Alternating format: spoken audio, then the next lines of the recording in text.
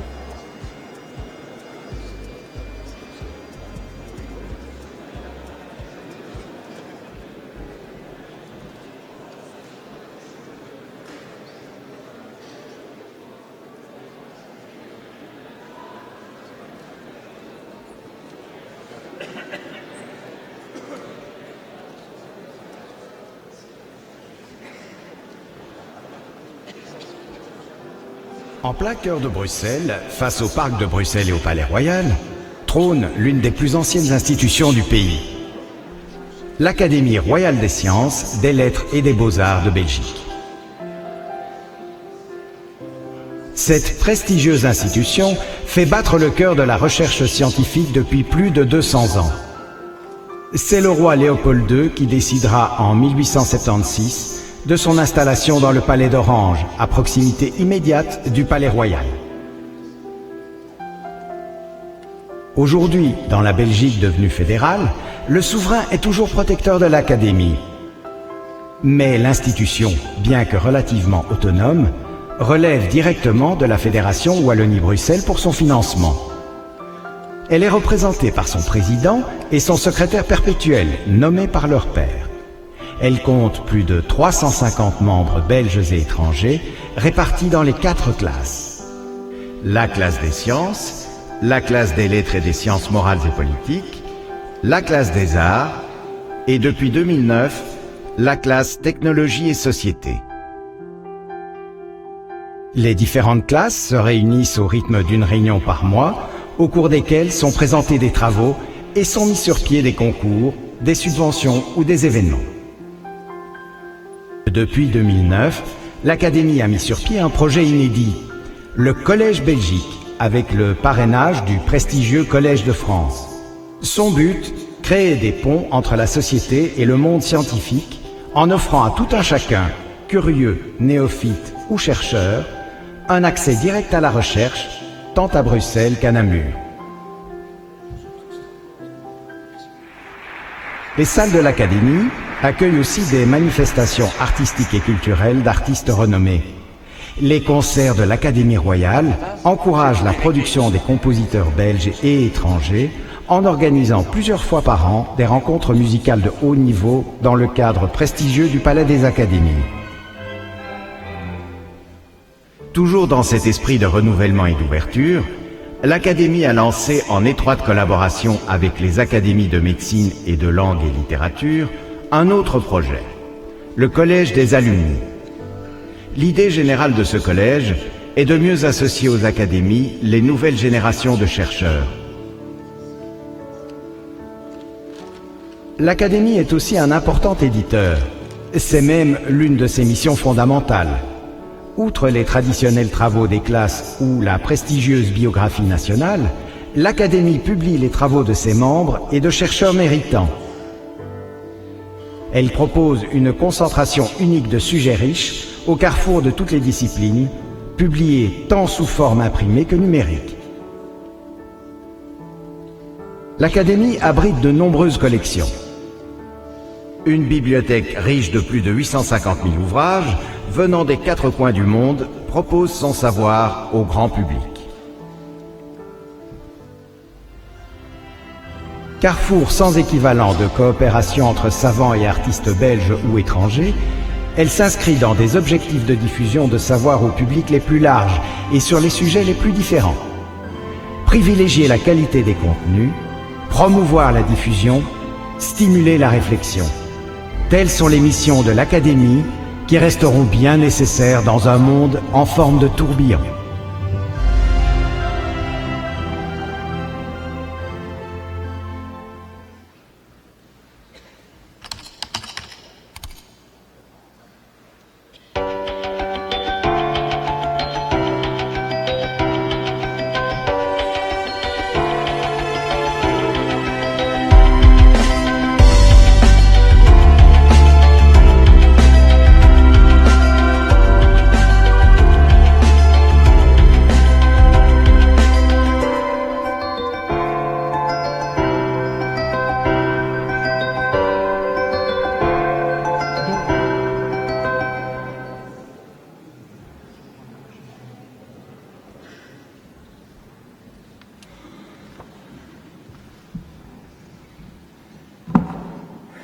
Monsieur le Président de l'Académie, Mesdames et Messieurs les membres du corps diplomatique et les représentants du Palais Royal, Mesdames et Messieurs, chers consoeurs, chers confrères, bienvenue.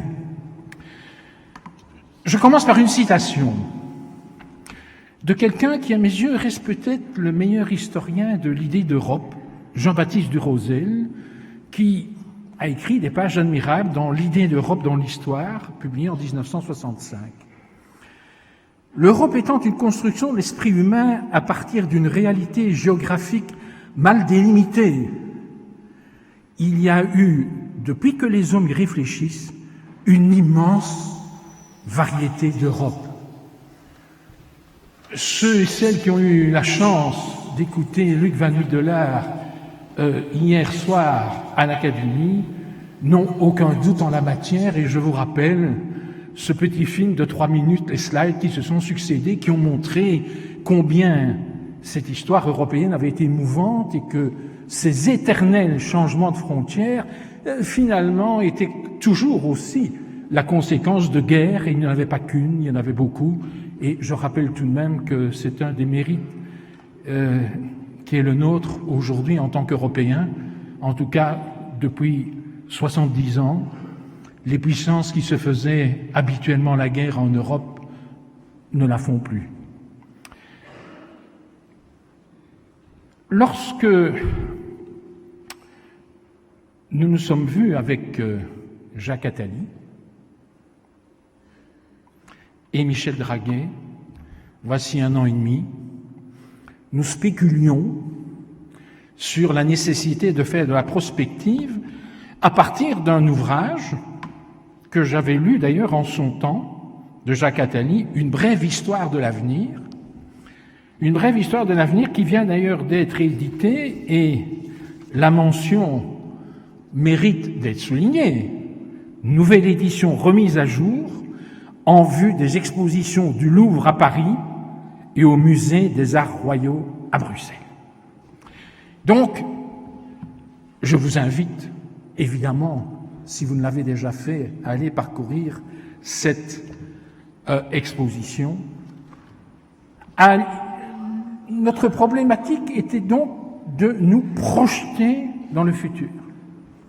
De nous projeter dans le futur, et en se souvenant que la zone euro, c'est pas l'Union européenne, et que l'Union européenne, ce n'est pas toute l'Europe. Il y a donc déjà une succession de nuances à prendre en considération. Luc Van Middelaar nous disait hier soir qu'une des façons de rendre espoir à l'Europe, de motiver les nouvelles générations en Europe, c'était aussi de ne pas avoir honte d'un certain nombre de spécificités ou de caractéristiques de l'Europe. Et je crois qu'il a raison. Et qu'il ne faut pas confondre une forme de patriotisme européen avec un nationalisme identitaire, agressif, belliqueux, xénophobe. C'est pas ça que ça veut dire. Mais nous sommes porteurs d'un certain nombre de valeurs. Moi, j'en retiens 4. Je parle évidemment avec une certaine distance, mais je retiens 4 éléments qui me paraissent fondateurs de cette culture européenne. D'abord, il y a un héritage gréco-romain qui est à la base indiscutablement du développement d'un esprit critique et scientifique. Deuxièmement, et ceux qui savent combien je suis agnostique, j'espère, me reconnaîtront quelques mérites, il y a un héritage du christianisme. Qu'on le veuille ou non, nous sommes les héritiers de tout un passé, mais vous allez me sentir venir aussi, c'est important de s'en souvenir parce que c'est aussi la seule religion qui a opéré la distinction entre le temporel et le spirituel. Et que donc, même s'il y a eu des conflits de pouvoir entre le temporel et le spirituel, et l'histoire européenne en est parsemée, progressivement ont émergé de cette situation la tolérance religieuse, reconnue finalement comme un droit de pratiquer, de croire ou de ne pas croire, et ce que nous appelons les libertés fondamentales, c'est-à-dire aussi la laïcité. Il n'y aurait pas le concept de laïcité qui est très spécifique aux régions chrétiennes du monde sans le christianisme pour les raisons que je viens d'évoquer. Troisième élément, c'est la recherche-développement. S'il est bien une invention européenne, anglaise, pensons à Bacon et à quelques autres, au rôle de la Royal Society de Londres au XVIIe siècle, la recherche-développement, cette volonté d'unir à la fois la recherche, la recherche théorique et la recherche-développement, la recherche pratique, ça vient d'Angleterre, qui est la mère de la révolution industrielle, et ça lui a conféré, pendant une bonne partie du siècle, des décennies d'avance sur tous nos autres pays. Et on sait combien la recherche-développement était à la base du développement des technologies qui ont fait la force de l'Europe et de ceux qui s'en sont directement inspirés. Et enfin, quatrièmement, c'est un élément essentiel de nos sociétés que nous essayons d'exporter et d'où on nous traite parfois de colonisateurs.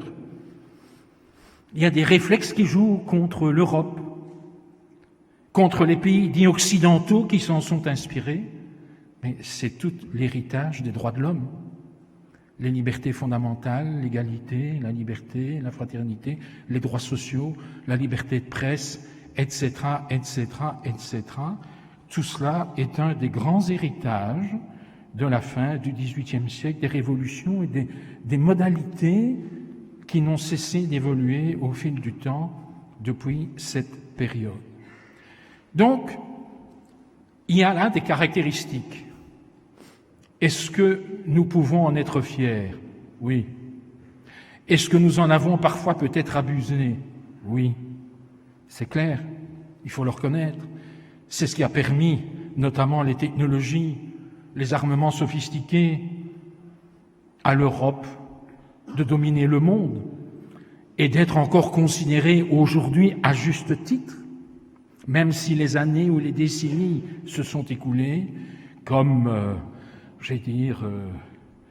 un colonisateur, et nous traînons encore derrière nous, en tant qu'Européens, les oripeaux de la colonisation des siècles passés et des attitudes pas toujours très humanistes, ni très chrétiennes, si je puis ajouter, que l'on a connues au fil du temps.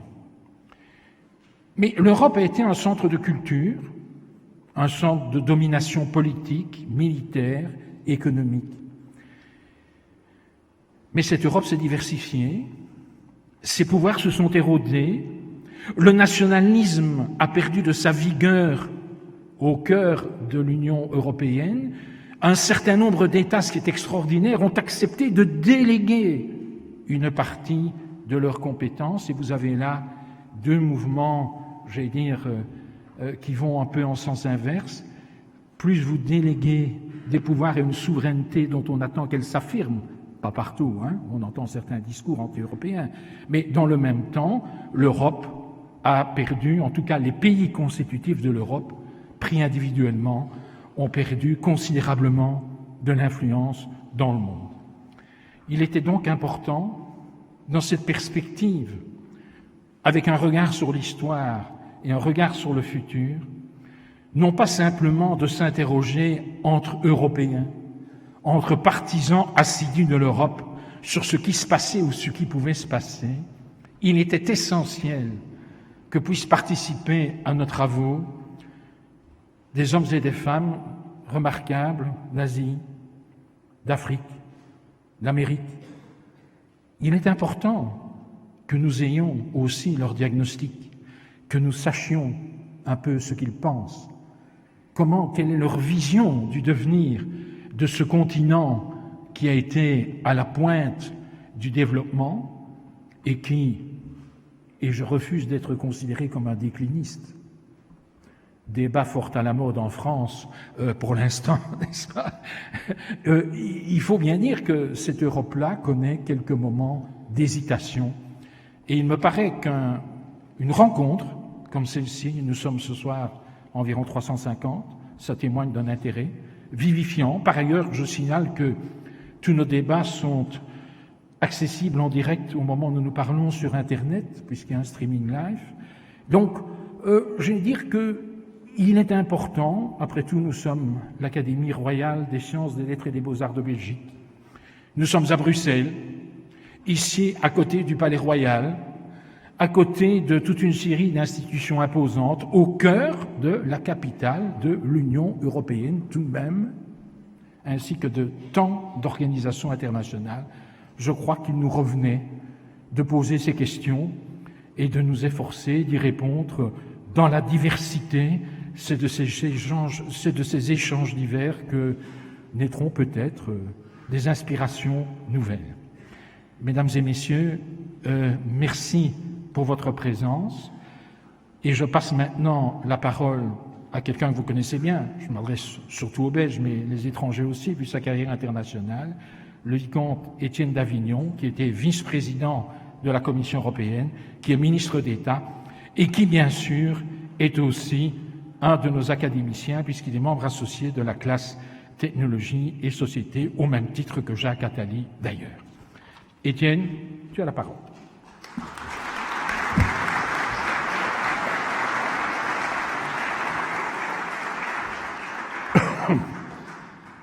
Monsieur le secrétaire perpétuel, Mesdames, Messieurs, je trouve qu'il est extraordinairement encourageant de débattre à un moment où le pessimisme est ambiant, où la peur domine partout, de se demander où nous serons en 2050.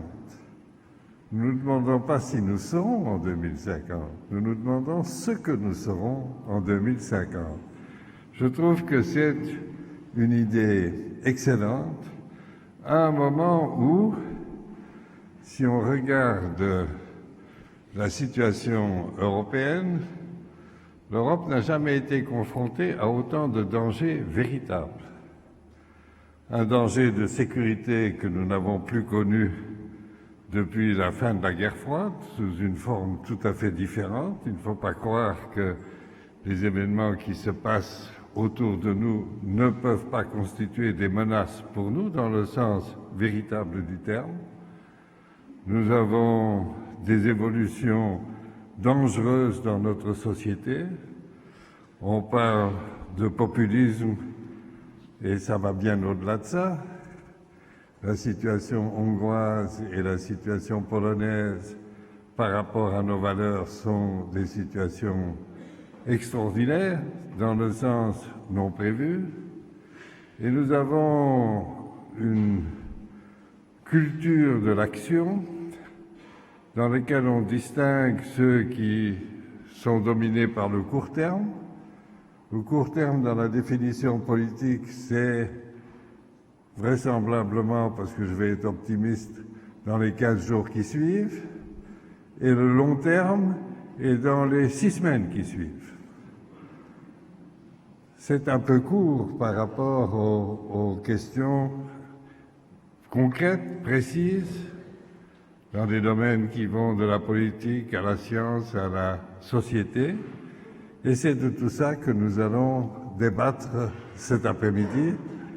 Et nous allons commencer par Monsieur Domenico Rossetti di Valdobbiadene, qui, dans la commission, réfléchit à ça. Il nous paraissait intéressant et important de savoir comment l'institution imaginait qu'elle serait, ce qui est la contradiction de ce que souvent on qualifie de l'administration de l'Union européenne de bureaucratie.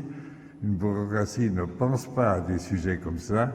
Et nous allons vous entendre, et ensuite nous aurons un débat entre Jacques Attali et Rob Riemann sur une panoplie beaucoup plus large, mais dans lequel nous allons quand même essayer de conclure sur un certain nombre de choses que l'on ne peut pas ne pas faire. Vous avez la parole.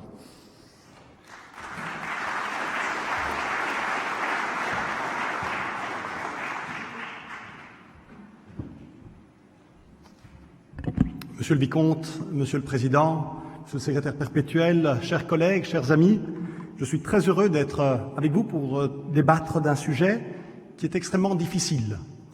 Je vais essayer, dans un premier temps, de vous donner très brièvement quelques aspects méthodologiques sur la prospective. C'est quelque chose qui semble d'éminemment théorique et c'est ce que nous faisons au quotidien. Lorsque vous décidez de mettre vos enfants dans telle école ou telle autre, vous faites de la prospective. Vous imaginez où seront vos enfants dans 15 ans, dans 20 ans. Donc la prospective est quelque chose d'extrêmement réel. Après cela, je vais essayer de vous donner quelques grandes tendances à l'horizon 2050. 2050, c'est très loin, mais c'est très proche. Beaucoup d'entre vous se souviennent des années 80, ce qui se passait en 1980. C'est exactement la même période de temps que l'on va essayer d'aborder. Après les tendances, j'essaierai de vous donner quelques tensions, les grandes tensions, pour l'Europe en particulier, et je terminerai par des aspects tout à fait personnels, donc non pas institutionnels, mais tout à fait personnels, sur quelques transitions possibles auxquelles l'Europe peut, doit ou devra faire face à l'horizon 2050. J'essaierai de naviguer au cours de cette demi-heure qui m'a été donnée, de naviguer entre la réalité et l'utopie. Donc parfois, vous me trouverez extrêmement pragmatique, parfois, au contraire, vous trouverez que je suis un visionnaire farfelu. Donc je vous laisse juger à la fin de cette séance d'une demi-heure. Quelques mots sur... Donc je vais m'inspirer évidemment de quelques publications que nous avons faites à la Commission, notamment Global Europe 2050, qui est un rapport disponible.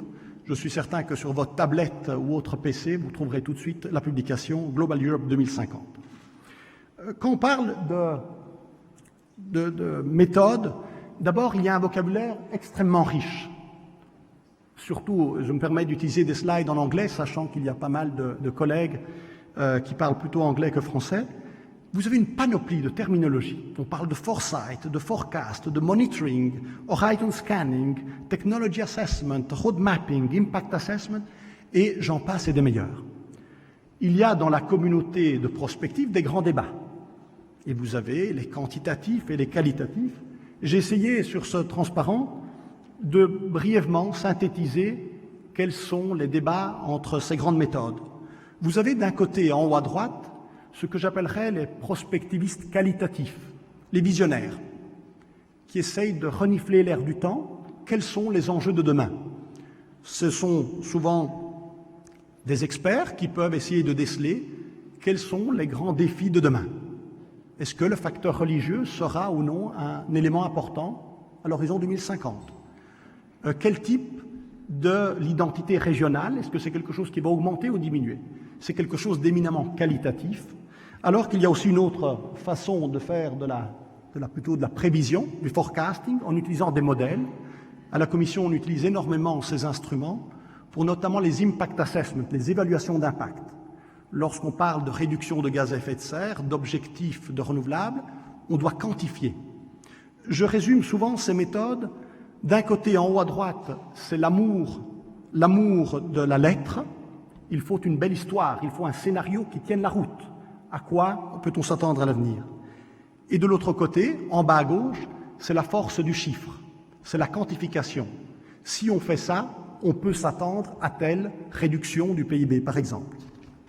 Donc toute une série de méthodes, et j'ai essayé de les résumer dans ce transparent. Quelques grandes tendances. D'abord, vous dire que le monde dans lequel nous vivons et nous vivrons est de plus en plus troublé. Je ne prends que quelques exemples que j'ai mentionnés là. Le rôle de l'homme et de la femme, qui ont été relativement clairement définis au cours de l'histoire, aujourd'hui sont complètement brouillés. Pour le meilleur et pour le pire, c'est un peu comme dans le mariage. Ensuite, on a tous étudié les différents secteurs, le secteur agricole, le secteur industriel, le secteur des services. Aujourd'hui, si vous prenez votre smartphone, quelle est la valeur ajoutée du produit industriel et quelle est la valeur ajoutée des services? Dans la comptabilité nationale, il y a beaucoup de difficultés à classifier certains de ces nouveaux éléments. Autre grande tendance, et je pense qu'il faut le rappeler parce que souvent on insiste sur les mauvaises nouvelles, simplement ce chiffre sur l'espérance de vie. Prenez la Chine à la fin des années 50, l'espérance de vie était de 45 ans. Aujourd'hui, elle est pratiquement de 73 ans. Donc la tendance, on va sans doute, plus que probablement, vers un vieillissement de la population, et c'est un vieillissement qui est généralisé, une espérance de vie qui s'accentue. Les interdépendances, que l'on aime ou non le TTIP, que l'on aime ou non ce qui se passe au niveau du commerce international, nous sommes dans un monde qui est de plus en plus globalisé, qu'on le veuille ou non, il y a des interdépendances de plus en plus fortes. Ici, je n'ai montré que les chiffres au niveau du commerce avec les États-Unis et la Chine. Les changements démographiques, et ici j'ai essayé de mettre un peu l'histoire et le futur, rappelez-vous qu'en 1950, l'Inde était plus peuplée que l'Union européenne. Donc en 1950, il y avait en Inde 372 millions d'habitants, et dans l'Union européenne, évidemment qui n'était pas la même qu'aujourd'hui, mais si on prend les 28 États membres actuels, 377 millions. À l'horizon 2050, il y aura plus d'1 milliard, pratiquement 1,7 milliard de personnes, d'Indiens, contre un peu plus de 500 millions dans l'Union européenne. Donc des changements démographiques très forts, des changements économiques très importants aussi. Ici, on a essayé de mettre en évidence la part du PIB européen et des autres grandes macro-régions du monde, et on voit clairement que la part de l'Union européenne dans le PIB mondial a tendance à s'amoindrir. On avait encore pratiquement 30% du PIB en 2010, on aura au mieux, nous représenterons au mieux 17% à l'horizon 2050. J'aime beaucoup cette phrase que Paul-Henri Spaak avait utilisée, que je répète à mes amis allemands, français, anglais. Il n'y a plus que des petits pays en Europe, mais certains ne le savent pas. Je pense que c'est une phrase à méditer et à répéter sans doute au Conseil européen lorsque le débat sur l'européanisation pose question. Deuxième partie de mon exposé sur les grandes tensions. J'en décèle plusieurs. D'abord, et j'ai tiré ça du rapport que Felipe González, à la demande du Conseil européen, avait fait pour le Conseil. Ce rapport qui était très bien fait est sorti en 2008, à la fin 2008, en pleine crise économique et financière. Il disait ceci: l'Europe est à la croisée de chemin, ou bien nous renforçons notre rôle comme un acteur principal du monde, ou bien nous risquons de devenir un simple appendice de l'Asie. Je pense que là aussi, ce n'est pas la carte géographique que nos enfants ont l'habitude de lire, et il faut se rendre compte que sans doute que si on n'est pas plus unis, c'est ce que nous risquons. Autre grande tension, ce sont les inégalités. J'aime beaucoup cette photo qui a été prise à Sao Paulo par un fameux photographe qui montre les inégalités croissantes. On a toujours eu des inégalités au cours de l'histoire, mais ici vous voyez un bâtiment privé avec des piscines privatives. On n'a pas tellement l'habitude de ça en Belgique, en Italie, en France. On a plutôt des piscines collectives. Ils sont des piscines privatives qui ont vue sur les favelas de Sao Paulo. Et donc ce genre d'inégalité, qui n'est pas nouvelle, mais cette proximité des inégalités tellement forte, est certainement une tension très forte. Autre tension très forte, c'est le vieillissement de la population. Ici, c'est un travail qu'avait fait le groupe Aging à la DG ECFIN, avec un Belge connu, Henri Bogart, qui présidait ce groupe. Eh bien, prenez simplement un chiffre, la part des personnes qui auront plus de 85 ans ici c'est en 2060, qui auront plus de 85 ans, il y aura plus de 30 millions d'Européens, donc vous prenez tout le Benelux et au-delà, qui auront plus de 85 ans. Donc ça vous donne la taille des enjeux lorsque vous avez pratiquement tout le Benelux et encore quelques petits pays qui auront plus de 85 ans d'âge. Autre tension sur les ressources naturelles. Nous extrayons des entrailles de la Terre 70 milliards de tonnes de ressources naturelles par an. 70 milliards de tonnes sont extraites chaque année. Et je sais qu'il y a dans la salle des amis du Club de Rome et d'autres groupes qui mettent en évidence cette tension sur les ressources naturelles. Tension aussi sur l'eau, tension sur les questions alimentaires, sur les territoires, les matériaux et l'énergie. Autre grande tension, c'est ce qui se passe dans le monde de l'énergie et des transports.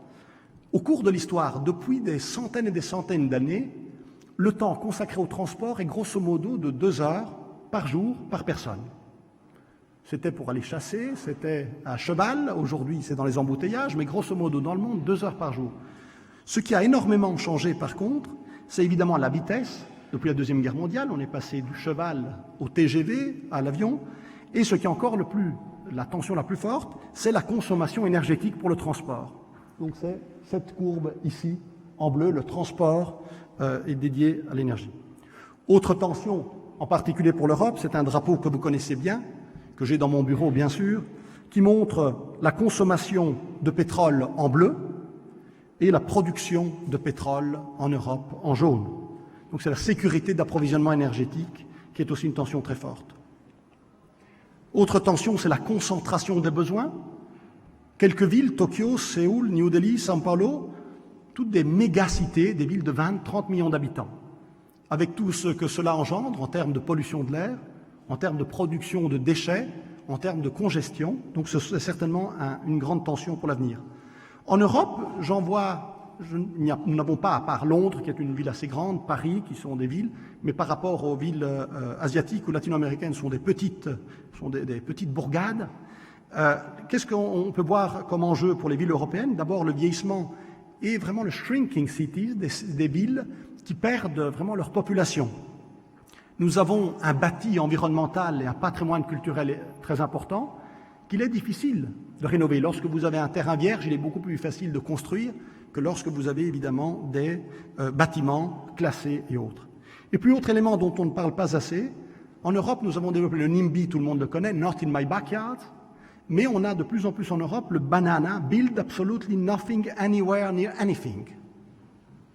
Donc c'est vraiment, on ne fait rien, on ne bouge pas, sinon on manifeste, on n'est pas d'accord. Voilà, donc ça, ce sont, je dirais, les grandes tendances, les grandes tensions. Permettez-moi d'arriver à quelques transitions possibles. D'abord, c'est une question que je me pose. Il y a un terme très anglais, l'individual empowerment, qu'on pourrait traduire par capacitation individuelle. S'il y a un linguiste, peut-être, trouvera une meilleure traduction. Le renforcement de l'autonomie individuelle, qui est quelque chose d'extrêmement fort aujourd'hui dans notre société. C'est l'individualisation très forte. Mais il y a aussi la co-création, l'économie collaborative et l'innovation qui est de plus en plus ouverte.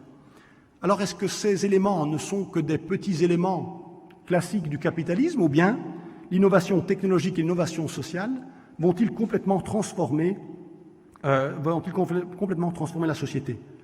Je prends quelques photos sur l'individual empowerment, parce que les personnes me disent « Mais qu'est-ce que vous entendez par individual empowerment ?» Le selfie est un bon exemple. Le selfie, ici vous voyez Madame Thorning-Schmidt qui fait un selfie avec M. Cameron et M. Obama le jour des funérailles de Nelson Mandela. Ce n'était peut-être pas le plus approprié, mais beaucoup d'entre vous s'en souviennent. Donc c'est le selfie, c'est l'individual empowerment. Vous avez la médecine personnalisée, qui là aussi, on développe beaucoup grâce aux technologies de l'information, cette médecine personnalisée. On parle de micro-centrales de cogénération, d'électricité et de gaz individuelles. Donc vous avez votre mini-centrale électrique, avec des micro-CHP. Aux Pays-Bas, il y en a déjà beaucoup et ça se développe beaucoup. Et pourquoi pas demain des self-driving one-person cars avec des voitures qui seront conduites pour des personnes tout seules. Donc voilà, il y a d'abord une tendance, je pense, très forte pour l'avenir, une transition possible dans cet individual empowerment, qui s'associe, à mon avis, à cette économie collaborative. Alors, il y a un terme en droit romain, tout le monde connaît la proprietas. C'est un concept du droit romain qui a fait beaucoup beaucoup d'émules en Europe, heureusement d'ailleurs, mais nous avons aussi un terme qui n'a peut-être pas été assez développé, c'est l'usus. C'est la fonctionnalité qui compte. Si vous parlez avec vos enfants, ils n'ont pas l'habitude d'acheter un disque. Si vous parlez de cassettes VHS, ils pensent que vous êtes né au Moyen-Âge. Et aujourd'hui, eux s'échangent directement. Petite anecdote, j'avais interdit à ma fille Maria, 11 ans, d'amener son smartphone dans sa chambre. Non, Maria, quand tu étudies seule, sans ton téléphone. Et puis, elle me dit, papa, mais tu sais, mon smartphone, je suis en train d'étudier. Et donc, elle utilisait l'application WhatsApp, technologie vocale, avec ses amis pour dire, le problème numéro 7, je ne le comprends pas, est-ce que tu peux m'aider? Donc, on utilise les technologies d'une façon tout à fait nouvelle. À notre époque, on aurait dû avoir un rendez-vous, on aurait dû se téléphoner, etc. Là, ils envoient un message. Quelques minutes, une demi-heure après, ils reçoivent la réponse. Donc, c'est tout à fait une nouvelle façon de penser. C'est une économie collaborative. J'ai donné quelques exemples, les vélos partagés, Vilo à Bruxelles, le tramway à Hambourg, les voitures partagées. Je pense que c'est quelque chose qui permet aussi d'optimiser les produits et les services. Imaginez la réduction de voitures si c'est quelque chose qui se développe. Alors les gens me disent, mais monsieur Domenico, mais Rossetti, vous êtes complètement loin de la réalité, vous êtes un utopiste. Et j'ai trouvé cette phrase, c'est monsieur Goodwin qui a décelé ça, et je vous fais lire. Quelque chose est en train de changer selon lui. Uber, la plus grande compagnie de taxi au monde, détient la plus grande compagnie de taxi, mais il n'a aucun véhicule. Facebook est le média le plus populaire au monde, mais ne crée aucun contenu. Airbnb est le plus grand fournisseur de nuitées dans le monde, mais n'a pas le moindre appartement, pas le moindre hôtel. Donc je pense qu'il y a des éléments de changement assez forts qu'on voit. C'est un monde qui va de plus en plus vers l'intangible. Ce graphique montre le temps dédié à la fonction alimentation, faire les courses, préparer son repas, le manger. En Europe, grosso modo aujourd'hui, on utilise 3 heures de notre temps à cette fonction-là. Et on voit, on a mis des sociologues et des ingénieurs ensemble, à l'horizon, à la fin du siècle, on ne sait rien de la fin du siècle, ce qu'on sait, c'est que probablement un jour et une nuit continueront à être 24 heures. Que feront les gens durant ces 24 heures? Et on voit que la dimension information, donc la dimension intangible, prend de plus en plus d'importance dans toutes les parties du monde. Autre élément important, c'est comment gérer, le secrétaire perpétuel, M. Asquin, l'a relevé, la question du développement technologique. Vous avez parlé de christianisme, M. Asquin, ici c'est la chapelle Sixtine, avec Michel-Ange, qui donne la main à Dieu. Eh bien, en 2050, le Michel-Ange de 2050, à quoi pensera-t-il lorsqu'il devra trouver cette image? Est-ce qu'il mettra une main bionique, une main robotisée, avec la main de Dieu ou la main de l'homme? Donc ça, ce sont des questions qui sont extrêmement importantes, et on parle souvent d'innovation de produits, d'innovation de procédés, mais il y a de plus en plus d'innovation organisationnelle et d'innovation sociale. Et ça, c'est quelque chose, sans doute, où l'Europe a un avenir certain. Le nouveau pacte entre la nature et la terre, lorsqu'il y a quelques années, j'allais en Italie et je disais, je suis étonné que vous n'ayez pas de recyclage. Et les gens italiens me disaient, ma si immagina 3 spazzature in cucina. Vous imaginez 3 poubelles dans ma cuisine. C'était quelque chose de complètement farfelu à l'époque. Aujourd'hui, c'est quelque chose qui devient complètement naturel. Nous avons évidemment ce nouveau pacte entre l'homme et la nature, l'encyclique du pape François, Laudato Si, qui parle de l'écologie intégrale, est un texte pour les chrétiens ou non chrétiens, je pense que c'est un très beau texte sur l'écologie intégrale. Michel Serres, Edgar Morin, la Commission, travaillent beaucoup aussi sur ces questions de nouveaux liens, le contrat naturel avec la terre-patrie. Je pense qu'il y a un nouveau lien qui est en train d'être créé. Alors je me permets de reprendre ici quelques mots sur les styles de vie. Alors ça, c'est le style de vie dans les années 50, petite Fiat 500 Sport, modèle très rare, très joli d'ailleurs. Et puis vous avez aujourd'hui ce type-là de véhicules qui sont plus à la mode. Et donc au niveau pratique, ça c'est une bouteille d'huile pour moteur et l'huile de votre salade. Vous savez pertinemment que vous préférez mettre plus d'argent. Je préfère mettre plus d'argent dans l'huile de mon moteur que l'huile de ma salade. Donc c'est la valeur accordée aux choses. Et j'ai trouvé ce slide sympathique. On dit souvent le baril de pétrole, 159 litres de pétrole, un baril, est-ce que c'est cher ou non? À 40, certains vous disent c'est beaucoup ou c'est peu. Eh bien imaginez un baril de Chanel numéro 5 donc un baril de Chanel numéro 5 entre 200 et 300 000 euros. C'est juste pour vous donner, pour relativiser un petit peu la valeur de certaines choses. Dans un de ces exercices, un des professeurs qui participait à ce groupe d'experts a dit « c'est la revanche de Malthus ». Malthus s'est complètement trompé. Il avait très mal estimé les progrès technologiques qui permettent aujourd'hui, qui pourraient permettre d'alimenter 7, 8, 9, 10 milliards de personnes grâce aux différentes technologies agricoles. Mais lui, je trouvais cette phrase intéressante et je vous la laisse pour vos réflexions. Il faut remplacer le mot population par le mot consommation. Donc le pouvoir de la consommation est tellement supérieur au pouvoir de la terre de produire de la subsistance pour tous les hommes qu'une mort prématurée peut tôt ou tard toucher la race humaine. Et je pense que les questions de consommation sont essentielles à cet égard. In fine, sur la valeur des choses, il y a quelques mois, il y a eu une vente aux enchères chez Christie's. Donc Pablo Picasso, Les femmes d'Alger. Ce tableau est parti au prix de 179 millions de dollars. Et donc je me permets simplement de soumettre à votre réflexion quel est le bonheur d'avoir un tableau de Picasso. Est-ce que vous seriez prêt, vous, à mettre 179 millions de dollars là-dessus? Donc quand on parle de happiness, je ne suis pas nécessairement un fan du Bhoutan, mais je pense que certains indicateurs que nous utilisons sont un petit peu dépassés.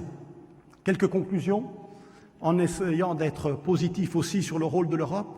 À l'Expo de Milan, il y a l'arbre de la vie. J'ai essayé de représenter ça pour l'Expo de Milan. Peut-être l'Europe est le continent qui, le mieux dans le monde, permet d'associer ces différentes valeurs, celles de l'égoïsme et de l'altruisme, celles de la motivation personnelle et des objectifs sociaux, celles des profits privés et des biens communs, qui parvient à avoir un bon équilibre entre le secteur tiers, les associations, les non-profits, les ASBL et les LTD, les sociétés anonymes, et finalement aussi entre ce qu'on appelle les entrepreneurs sociaux et de l'autre côté la corporate social responsibility qui, je pense, pourrait s'unir. Et je vous laisse avec cette belle phrase d'un des grands Européens, Altiero Spinelli, le Parlement européen lui a été dédié, qui disait, je vous le traduis en français, dans la bataille pour l'unité européenne, il faut une concentration, il faut mêler la pensée et la volonté pour cueillir les occasions, pour affronter les défaites et pour décider de continuer. Merci beaucoup de votre attention.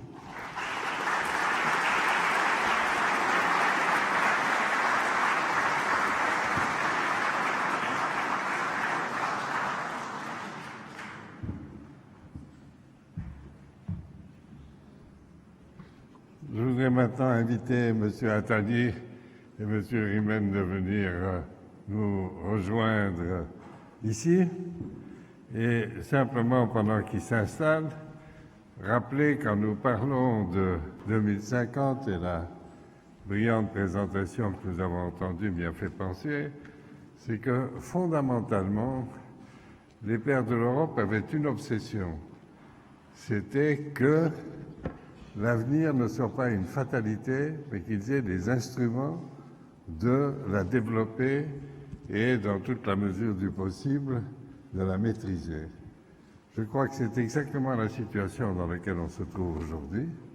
Est-ce que nous sommes encore à la perspective 2050 avec toutes les modifications qui interviennent? Est-ce que nous sommes un acteur ou est-ce que nous sommes un suiveur? Ça va être la question qui va être posée et c'est M. Kakelbergs qui va veiller à ce que nous restions à la fois dans le timing qui est le nôtre et de s'assurer que le débat se poursuive bien.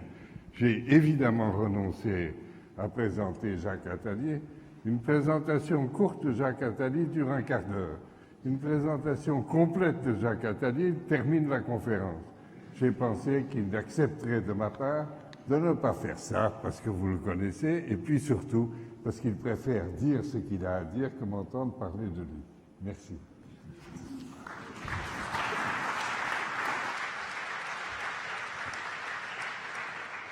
Thank you, everybody.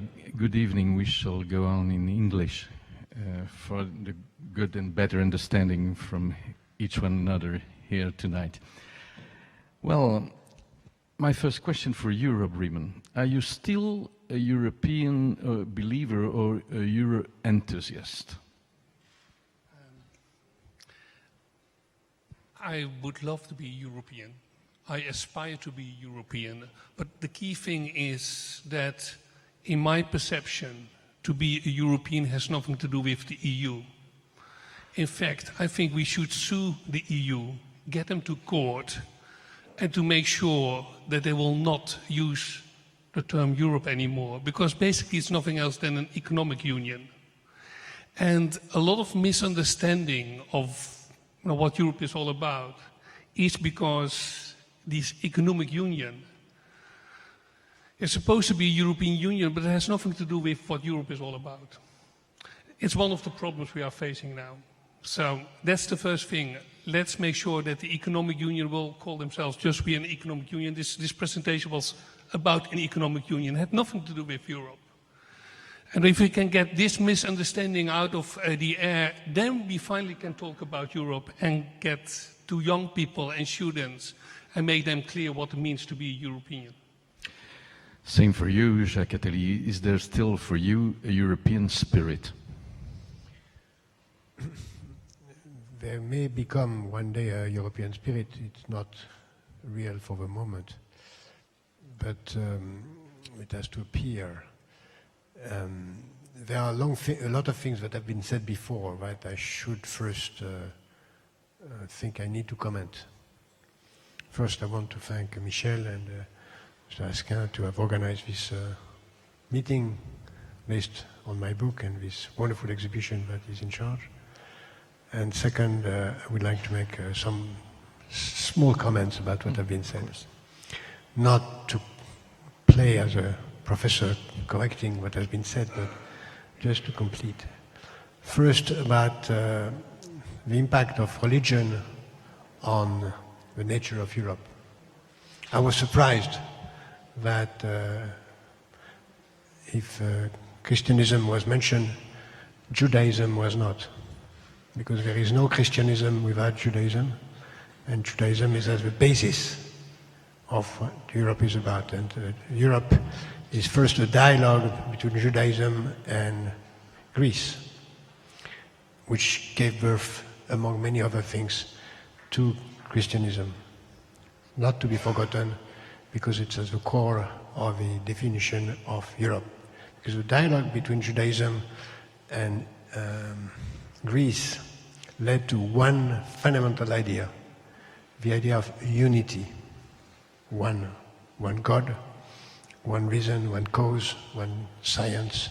And that's the real, in my view, fundamental principle of what is the Western world. And after all, there is no Western world except Europe, because America is just a kind of European utopia which will succeed. Therefore, the idea of Europe is the idea of unity, one, which is good in us for many reasons, but also have a lot of other bad dimensions, which is when you try to be one, you try to unify, then you do not accept the diversity, you do not accept the nuances, you want to conquer, you want to be, and it's why when St. Paul said, neither Jews nor Greek, that means that we are both of them and we are global. That's the core of Europe. Europe wants to be one at the beginning and make the world as one based on our conception of it, which is unity of everything as a cause and as a final aim. Second, remarks on what has been said in terms of trends. I'm surprised that you did not mention the fact that I totally disagree with what Mr. Spaak said, because not only it's a Belgian point of view that would like to see that the other nations are as small as Belgium, even if I think that Belgium is not a small country, and instead of thinking that all nations small, we should think of all nations great. And I do think that Belgium has a future as a great nation, as well as France, as well as Germany and others. And I think we are not going to build the unity on Europe on the death of nations, and not building the future of Europe on the bashing of nations. If we do that, the only thing we'll get will be nationalism against Europe, which is exactly what is coming now. Please don't do that.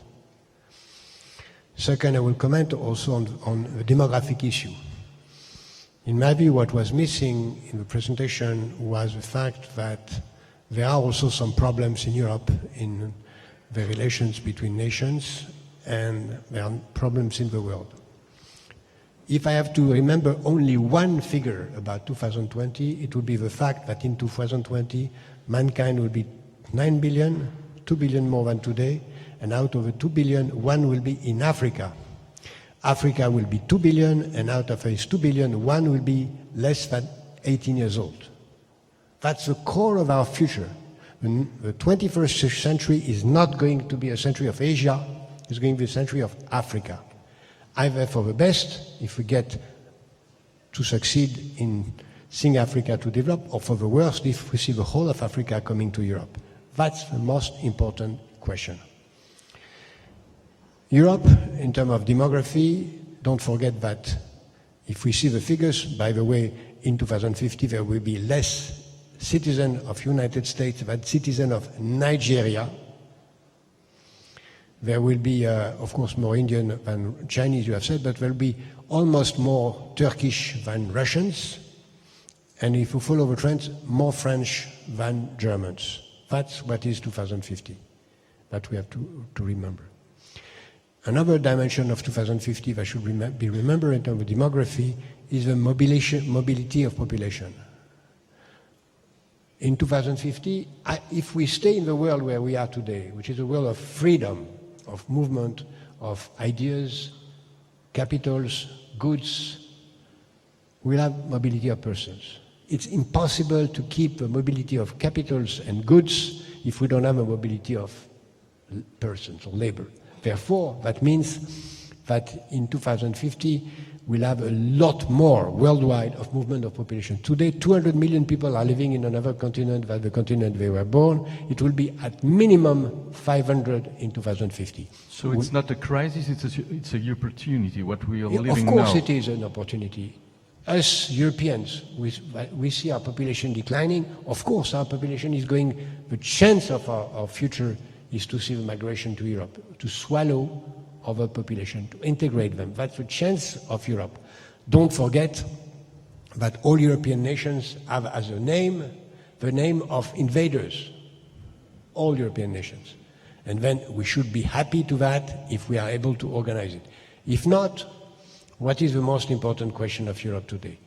It is the fact that if we do not accept or face this wonderful future that we have through technology, the new comers in terms of migrations, and the fact that we could create the best place in the world to live. Where is best to live in the world? Europe, more than anywhere else, of course. Don't be European bashings. We live better here than in the US, better here than anywhere else in the world. We have to protect that. And it's the reason why people are voting by moving to come to Europe. And if we want to protect that, we have to think about it as being proud of what we do. And being proud of what we do means being proud of Europe, and for the sake of argument, I would totally disagree with my friend Rob. European Union is a proxy of Europe. Of course, it's not the ideal of Europe, but it is Europe. We don't have better than that. It's Europe. It's economic Europe, but economic Europe is the first dimension of the future. Through economic Europe, we are going to build, if we are consistent, political Europe. There is no sustainability of the euro without a European treasury. There is no European treasury without a parliament voting on the budget. And later on, as we face this question of migrants, we will need a common defense and a common security policy. And we therefore are proxy by proxy building a political Europe, not by destroying the nations, but above the nations. No way to do it differently than through what we have. Because we face, and I will end up like that, we face a moment which is exactly the moment that we already faced in Europe in 1780 and in 1910, which is a moment where it was possible to build unity of Europe. And we choose another way. In 1780, we choose the way of the wars, between nations, and that was 20 years of wars, which gave birth to Belgium, by the way. And then in 1910, there was also a wonderful period where it was possible to reach a moment where it was possible to have a global unity. It was a time of amazing optimism, technology, democracy, etc. And because of a crisis, we chose protectionism, and it was 75 years of obscurantism. It's exactly the moment we face today. Either we will be bold enough to look at 2020 as a wonderful future in terms of unity, which is the core of a European DNA, or we go back to obscurantism for 75 years. May I respond to that? Of course, that's a lot of things. I would like to have, of course, your ideas to that, because your first book was also a Nobility of Spirit, and in that you were very fan. So I tell from the European humanism. Is there still a response in that European humanism? Well, I mean, there's I admire Jacques Attali, and he's a friend. But you forgot to ask one very profound question. And if you ask that question, you will realize why your fantasy about the EU will not work, and why it's much more predictable that the EU will fall apart than that it will stay together. And the question is, the unity of what? What will unify us?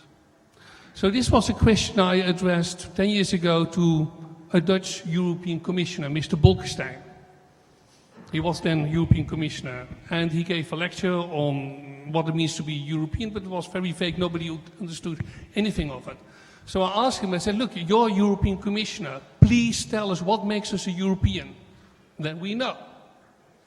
And he took out his passport. This is not my passport. But he took out his passport. He said, everybody with a passport of an EU member state is a European because of that passport. Now, this was October 2004, so only a couple of months after 10 new countries entered, and those people from Poland, Hungary, Romania said to Bolkestein, but we are only Europeans since the 1st of May, because before that time we didn't have that passport. It was for me the big eye-opener how Brussels, quote-unquote, thinks. It thinks in passports.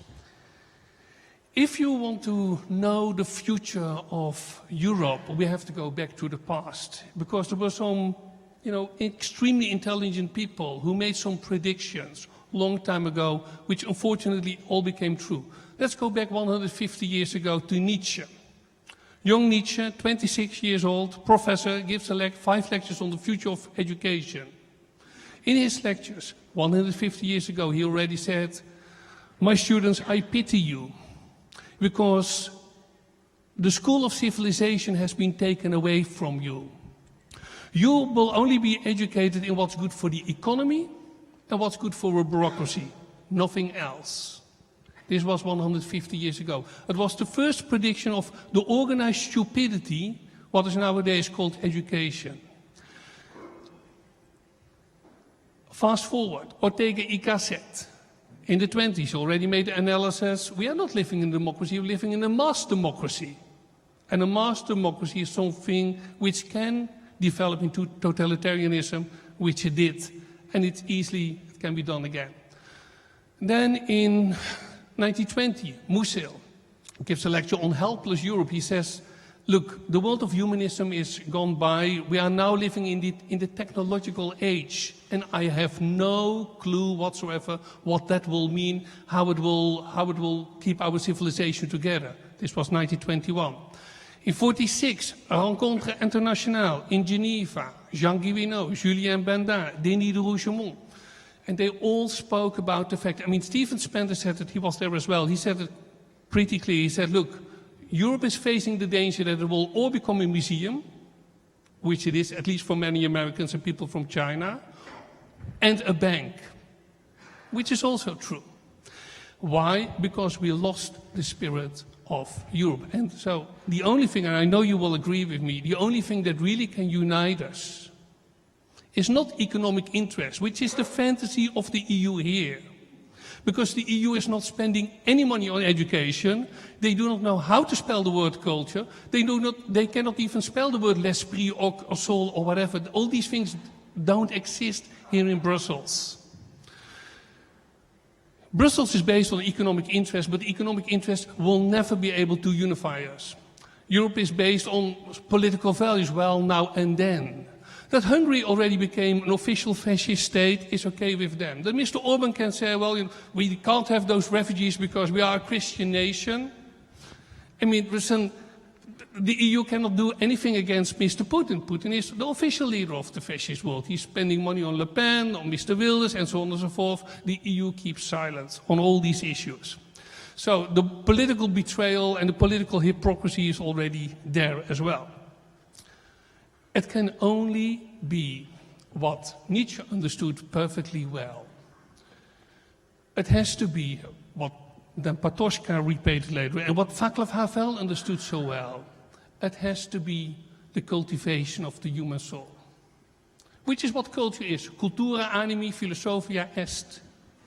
Culture comes from the notion, cultura animi, the cultivation of the soul, which is philosophy.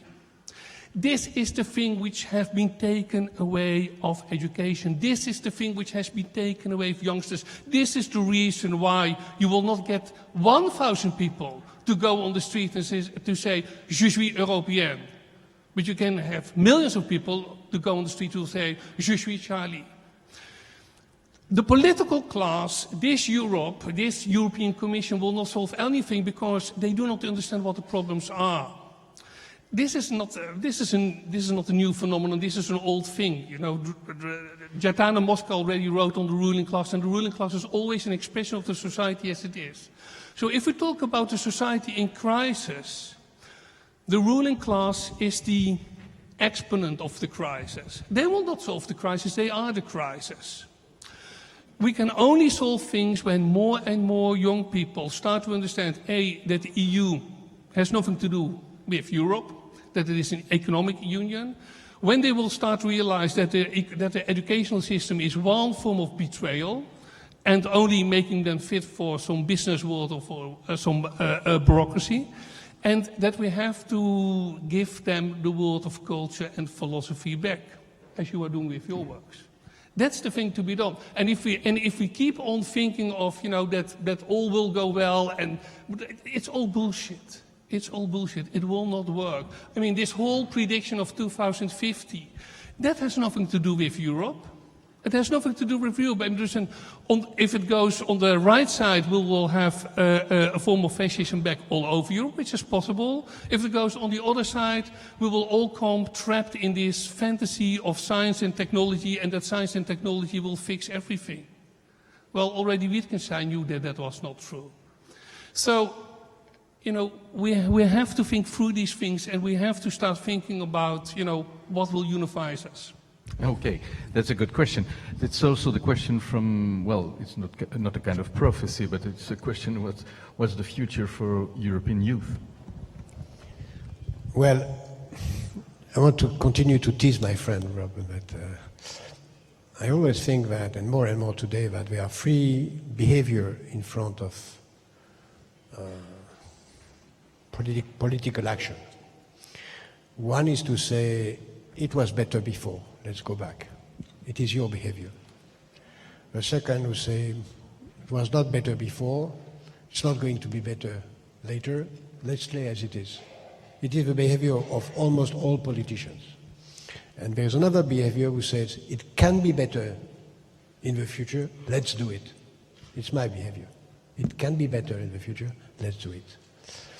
I don't believe that, Rob, that it was better in the past. I don't believe that. I didn't say so. You said that. No. Exactly, you said that. It was implicit in all your words, because you thought it was better. I said they had a better understanding. No, You said it was better. The ruling class always has been the ruling class. You said it was better. World War I and World II came from something, right? Okay. First, it was not better. It was not, even in terms of your own field of competence, your main field of competence, which is philosophy. It was not better. Far from that. How many people were studying philosophy in the 20s? In terms of ratio of generation, 20 times less than today. And of course, there are much better, more important, more clever philosophers today than it was 50 years ago. Don't forget about it. There's a huge increase. Don't say that it's worse today than it was in the past. And even if you can name a huge number of former philosophers, you can have a lot of new young people which are creating amazing things today. Second, you said economics is not good. I don't want to see that as a corporatism of a philosopher saying that his profession is not at the center of the future, which could be seen for what you said. But I don't use that as an argument. But the reality is that if you build on the fact that economics is not what is important, okay, let's forget about it. Let's get rid of the economic union, and what do we have? We come back to nations. We get rid of the euro, and then we are going to go to new wars between European nations. If we don't continue to build a European entity through what we have, which is economics, in less than 20 years after the end of the euro, we'll have a new war between France and Germany, because nations will come back. And if nations come back, we'll come back with all their devils, which is war. Therefore, we are bound to succeed to go through that road from economics to social, from social to politics, from politics to culture. We are bound to do it because we are embarked into a very specific attempt, which is for the second time in mankind history to build a nation bottom up. All nations have been built from a conqueror. Conqueror coming, build a nation, take a territory and build a nation. That's easy. We tried that in Europe many times, nightmares. We try bottom up. It's a long process. When I say it the second time, because someone else did it before, the Swiss. Switzerland has been built bottom up. And that leads me to my answer to your question, Rob. You said, unity for what? Unity is always against a threat. Always. That's the nature of we are afraid of something and we fight for something, and therefore we are unite against a threat. What was a threat that gave birth to European Union? I speak under the control of Stevie, who is here, who knows better than anyone else what was a threat at that time. But the threat, in my view, at the moment of the creation of Europe, were two threats. One, the threat of being invaded by the Soviet Union, and the second, the threat of being abandoned by the US. And then we unite because we are afraid of both. Today, not only we are not anymore afraid of being abandoned by the US, but a lot of people would be happy if the US get rid of it, that we get rid of them. And even if some people are fancying that Russia could be a threat, nobody believes anymore that there is a Russian threat. And therefore, the real problem of Europe is that we have to build something without a threat. Some people are trying to build the migrant as a threat, which is crazy, and that will only create destruction of Europe, to see that threat as a way to destroy Europe and not to build Europe, but to rebuild the nations on a very bad basis. What is the threat? The threat is, the real threat of Europe is something that we could argue together, but it should be a really much more interesting debate. The threat for Europe is to be overdrawn by globalization. And that through globalization, we Europeans, we lose our identity, our diversity, our way of living, our music, our gastronomy, our philosophy, our literature, to be into a united world without new specificity. And then what we have to build in Europe is to build Europe as an answer to the threat of too much globalization. I think this is what could be understood as a way to consider that if we build that Europe under this basis, we will protect what we Europeans bring to the world, which is something very specific, unique, not superior to the others, but different. We are different from Asia, from Africa, from other continent, and we have to build that. And this is only when we have a consciousness of this threat of being only an appendix not to Asia, but an appendix to America, which is our threat. A real threat is not to be an appendix to Asia, to be an appendix to the US. If we keep our capacity to be ourselves, then it's a fascinating challenge. Rob Riemann, I would like you, of course, you to answer those interpolations, but also with that point of view, your second book was The Eternal Return of Fashion. Yeah, sure. That's a kind of auto-regulated prophecy. Well, okay. Let's think there will be an eternal return. Okay, Mr. Orban seems to be a good kind of that. But is the way to submit it, is that not Europe? Europe will build an anti-fascism? No? Okay, so anyway, 3 points I want to make. First, as you know all too well, economy can never unite people. This was already, stated by our famous historian Johan Huizinga. Economy is always good, better to divide people because there will always be rich and poor, and there is always this element of resentment. It's always there, like politics. So Huizinga said, a culture has to have a metaphysical dimension or it will not be a culture.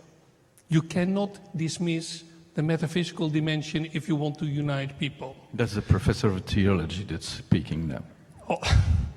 Or just common sense. The other point I want to make is that, of course, there will be great new philosophers, and I'm happy to meet them. But I still have some faith in Socrates and Spinoza, who were not bad either. And they would profoundly disagree with you in terms of that to be united we need a threat. What they explained is that the quintessence of human identity is based not on what divides us from the others, but what we have on a universal level in common. This is the essence of European humanism. And this brings me to the other point, and that is, look, I'm not a conservative. In many ways, I'm against conservatism because of the social injustice. But you cannot defy the fact that something fundamentally changed in our value system. And no, I don't want to make a plea for Christianity or Judaism or whatever. But Václav Havel could say that the credo of European humanism is the capacity to live in truth, to create beauty and to do justice. That's not the kind of values we are giving to the new generation. They are taught to be competitive, efficient, how to fix things, to be positive, to appreciate what's new because it's new, and so on and so forth. They are trained to become a consultant or whatever. So we had a profound change in our value system for reasons you know much better than I do because you wrote the most wonderful books about it. It has to do with the Shoah. It has to do with the betrayal of Christianity. But it also has to do with what Nietzsche said, the school of civilization is no longer there. And then on the return of fascism, I didn't invent that. It was both Albert Camus and Thomas Mann who in 1947, after World War II, said, don't make the mistake. World War II is over, but fascism did not disappear. And why should it disappear? Because all the phenomena which gave rise to fascism are still with us, and we see it by the day. And so, we see the resentment, and the resentment is growing. We notice that the political elites lost all moral authority, all. Basically, they are hated. In the United States, it's obvious, but also here in Europe is the case. And so this resentment and the sense of crisis is now used by demagogues like Mr. Wilders, Le Pen, we can go through the whole, all Putin. And what is it? It's the politics of lies, it's the politics of hatred, it's the politics of fear. And, the only thing they can offer is fascism. And so there's at least we should acknowledge this because, and in this respect I agree with you, my nightmare would be, indeed, if the EU would not hold. Because if that happens, then indeed we are right back, not even in the 30s, beginning of the 40s, for sure. But the EU can only hold together if we have a complete different set of mind, and if we have a complete different set of people in which, and then we will have a European Commission in which the Commissioner for Culture and Education is the most prominent one, and not who's doing with competition and that kind of stuff. Should we begin with culture? First, I'm sorry to say that I agree with what you said. And first, I would advise anyone in this room which has not yet read the Return of Fascism to read it and to have read it by your children, because it's a fundamental book. It has also the characteristic of being only 60 pages, and I'm a great fan of this book, which is really a tool for fighting against the return of fascism in Europe. Please read it in any languages, and I'm happy to recommend it around the world. Education is, of course, a must.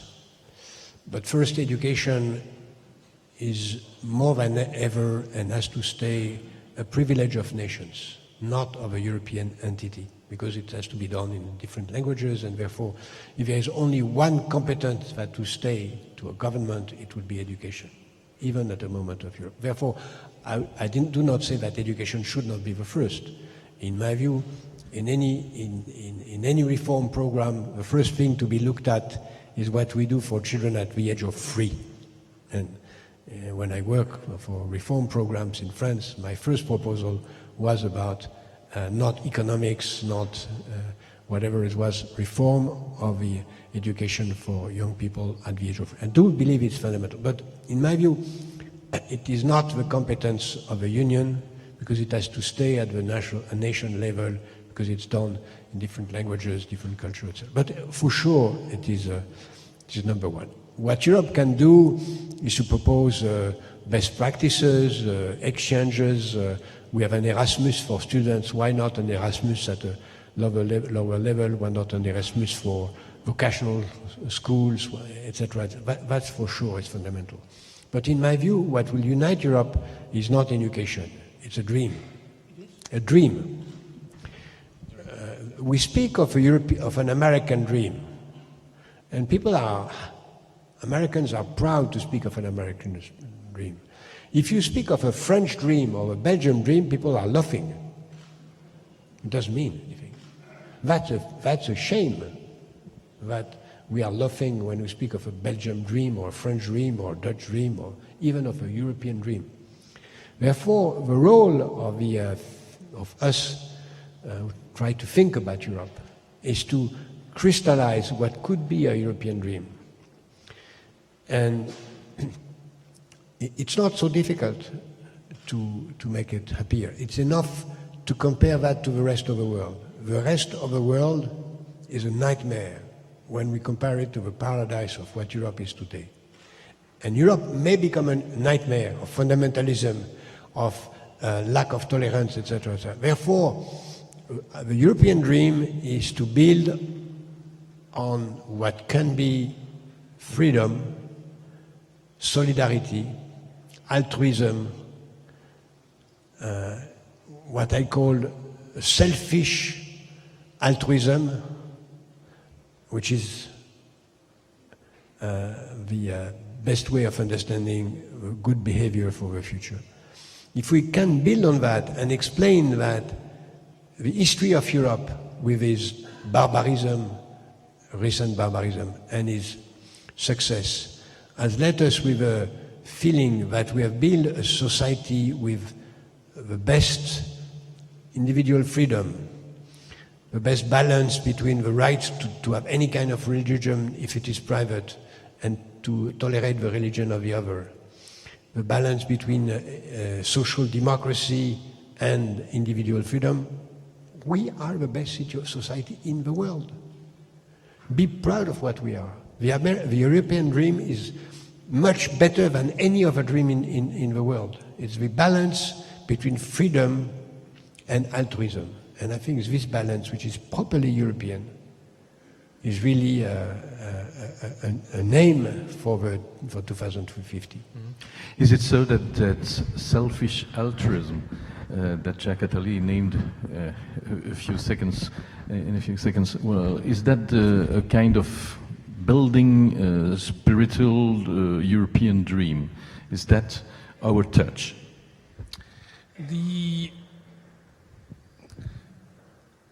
I'll get back to your question.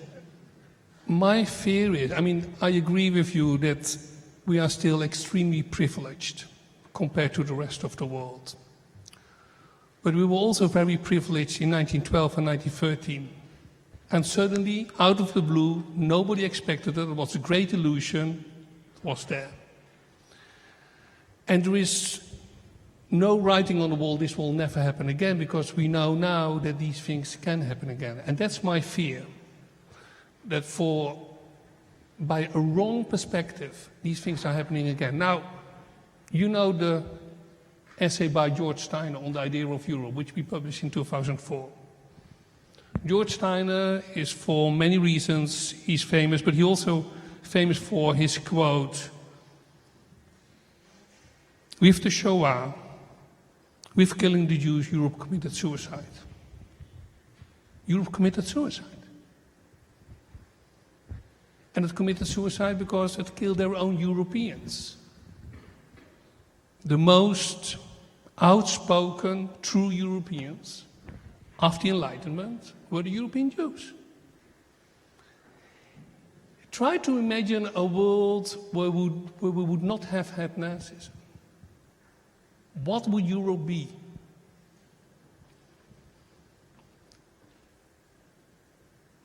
We did not learn the lessons of the past. We got trapped into our own nihilism. And the escape of our nihilism is a kitsch society, is technology, is economics, is all kinds of things which will never be able to make us a true civilized society. And we know that the world is waiting for it. Why is it that so many people from other regions now, from other traditions, from the Islam, cannot integrate in the kind of Europe which the people did from the shtetl?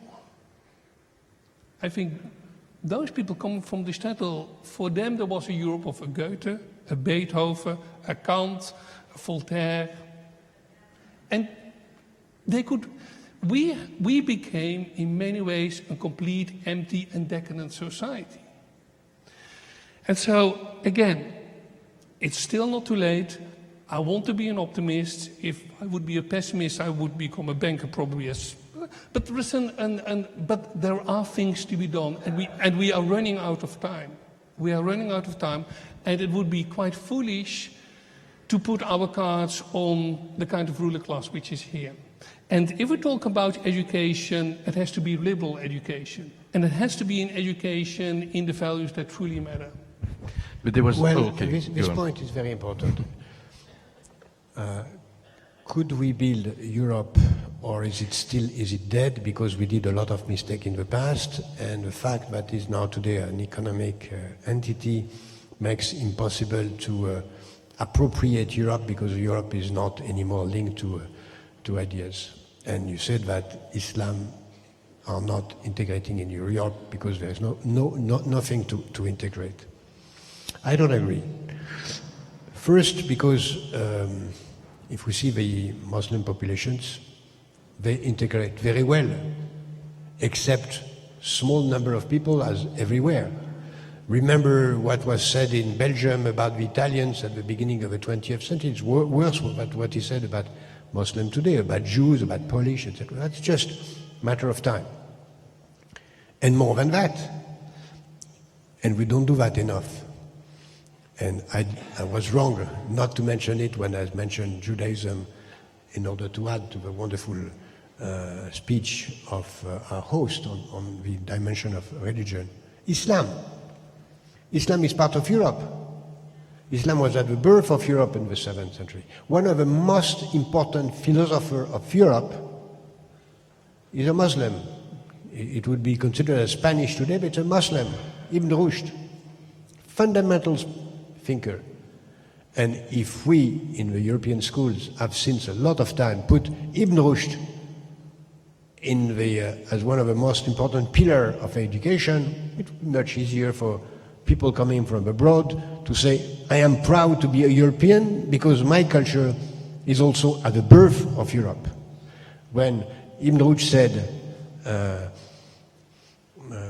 truth cannot contradict truth, he said everything about modernity, which means that even if you believe, you can go to science because science will never contradict truth of God, because truth of God is, of course, embodying the truth of science. That is fundamental.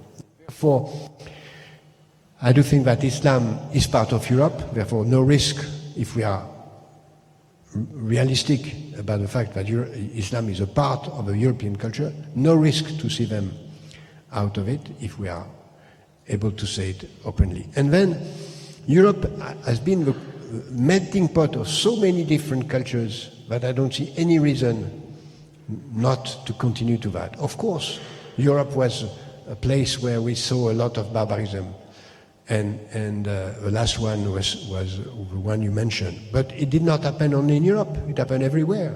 It's not a European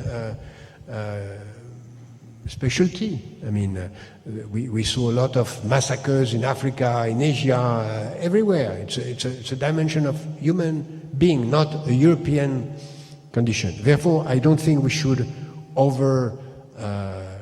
criticize ourselves on that. We are human beings, and in human beings there are scapegoats, there are martyrs, there are terrorists, all that exists, not specifically European. Therefore, I do think that Europe has a role to play in the future, which is linked exactly to that point. You said that economics cannot unite us.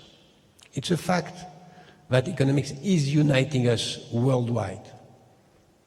And that the most important difficulty of today is that we have a global economics, global markets, while we still have local politics, nations.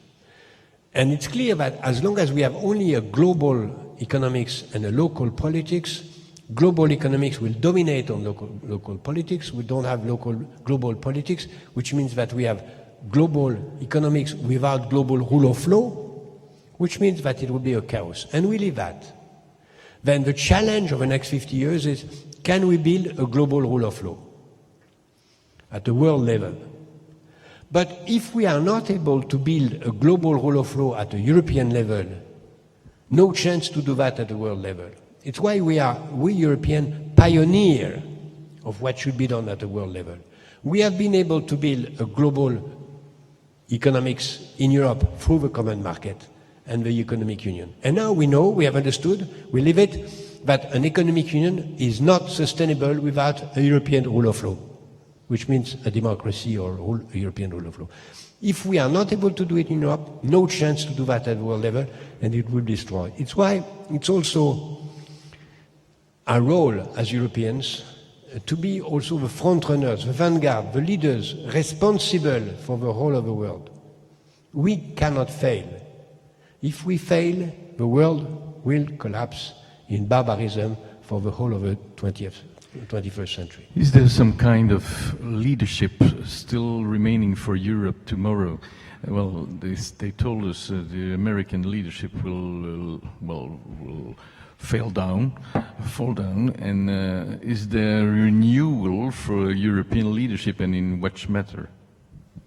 Well, if you're talking about this present European Commission or no, there isn't. Your kind of Europe. No, there isn't. No, but the interesting thing is, this was already when you had this Rencontre Internationale of 1946. Jaspers, Guilleminault, Benda already said, well, the time of Europe is over. They knew that. I mean, but at that time it was Russia and America. Now it's China and America. But I agree with Jacques. that Europe should become a leader.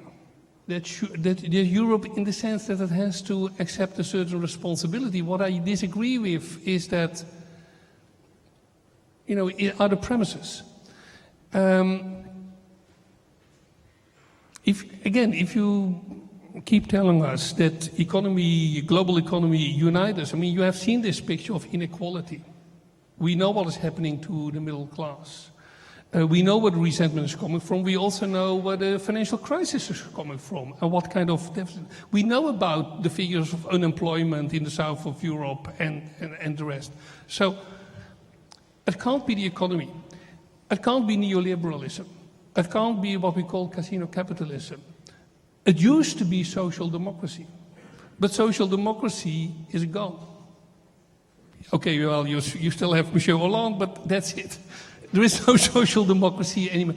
That's one of the things we have to think through.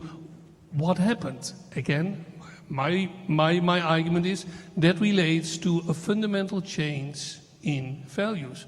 You talked about solidarity. You talked about responsibility.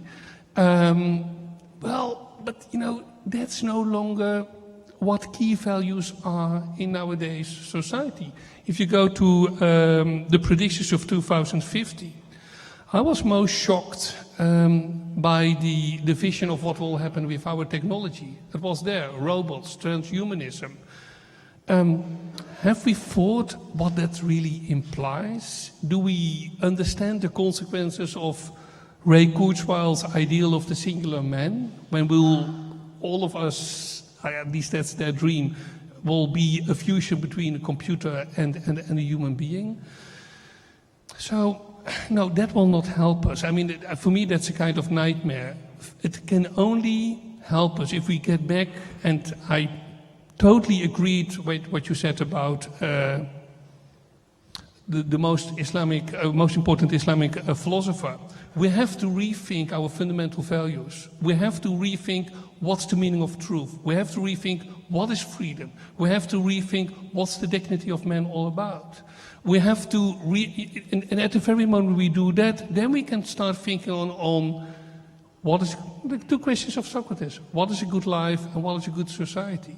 But the questions are not even addressed anymore. Mm-hmm. I'm not so pessimistic.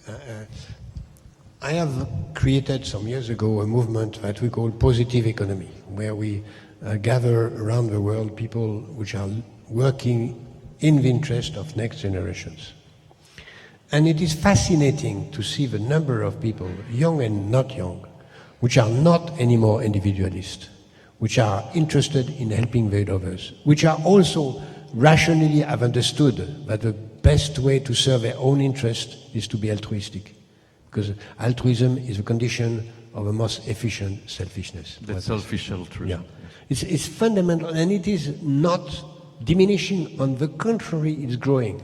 It's a growing ideology that we see through NGOs, through the importance of political parties. By the way, social democracy is growing everywhere in the world, not diminishing. If you see, for instance, the criteria of a share of GDP which is going through government, you see that this figure is growing everywhere in the world. It's not diminishing. And the importance of movements, NGOs, associations, civil society, this is growing amazingly. Of course, there is also narcissism, individualism, but in my view, this is the ideology of the past. Because there is an alliance between fascism and advertisement. Both are saying me first. Me first. Marketing and fascism. They may win because there is an alliance between fascism and advertisement. Both are saying me first. Me first. Marketing and fascism are exactly having the same ideology. Me first. But this is the ideology of the past.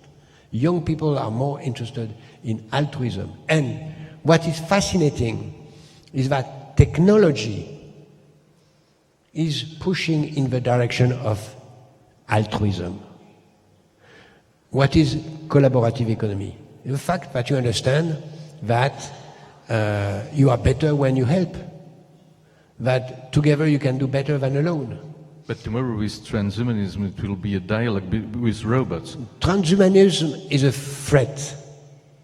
It's a threat for 50 years from now to have existing of human beings. That's for sure, but it's a threat.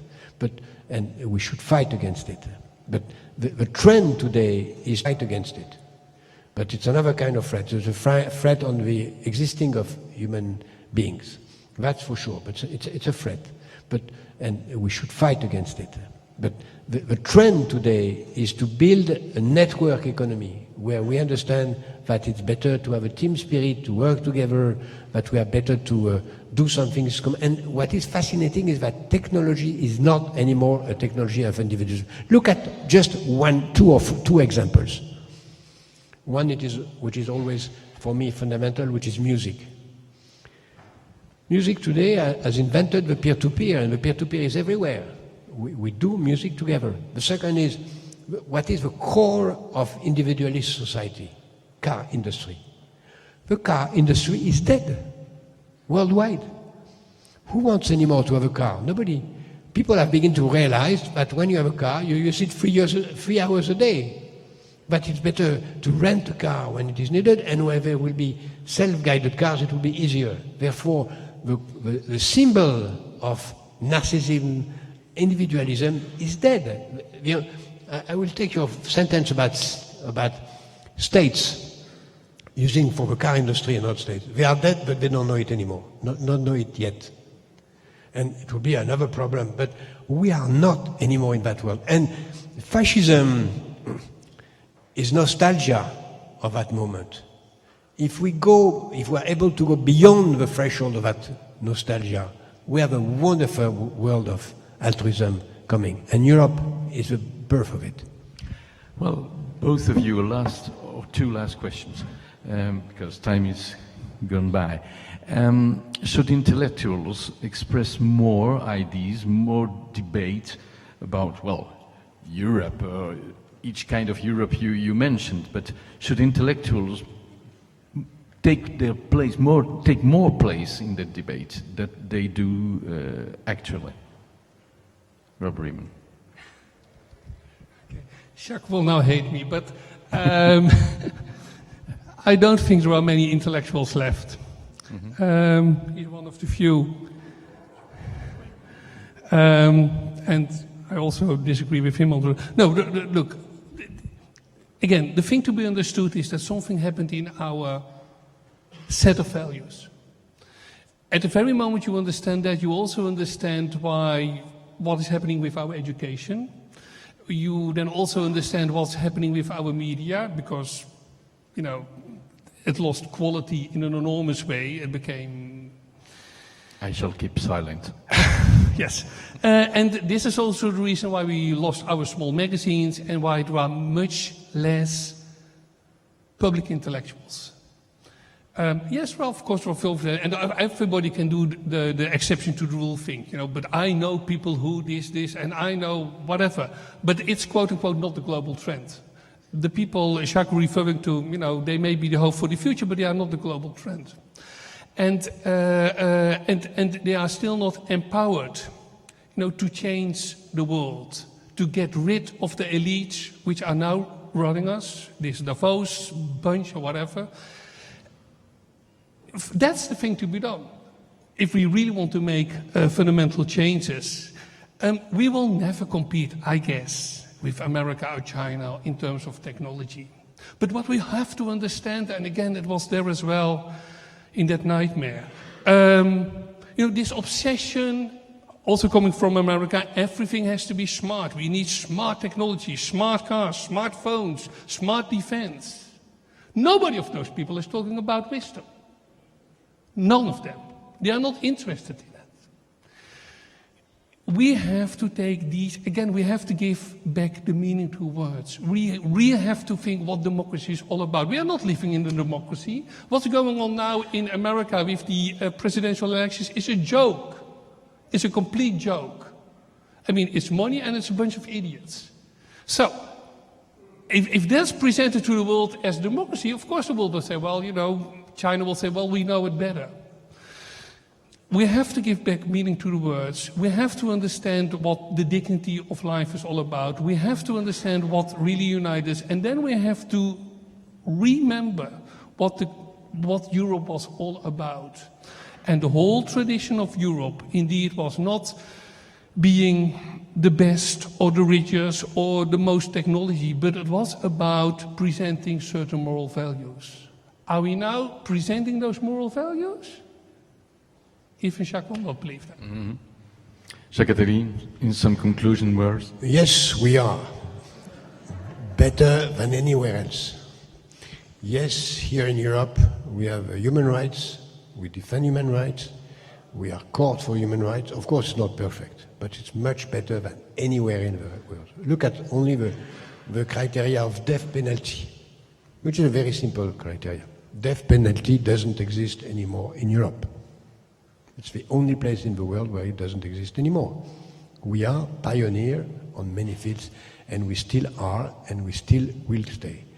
I do think that we have to be proud of our values. We have to defend them, and we have to build on them. I don't think that scholars are behind us and that we are the last of the Mohicans. Of course not. I know thousands of wonderful, promising scholars of 20s today. Thousands. Not dozens, thousands. And what we have to do is not to be pessimistic or optimistic, but we have to be the players of match. We are not spectators of it. We play the match. And if we play the match, we have to be proud of our team, which is the European team, to think that we have a goal, which is to defend and promote and develop our values, which is what I call free altruism, the mixture of altruism and freedom, and build on that, and I'm sure that we will survive on that. I am not sure that we will avoid a tunnel of darkness. If I have to bet, I would think that we will not avoid a tunnel of darkness. But we can still avoid it, and after it, there is light. I think we could resume it with yes we can, no we should. Thank you, gentlemen.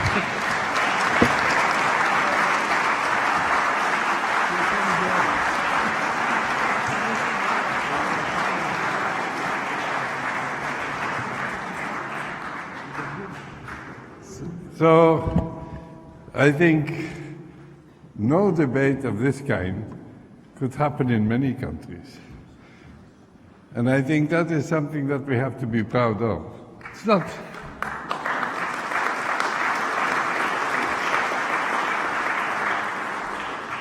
And our secrétaire perpétuel allowed us to make this demonstration. Thank you to the speakers, and a lot to think about tomorrow. Thank you.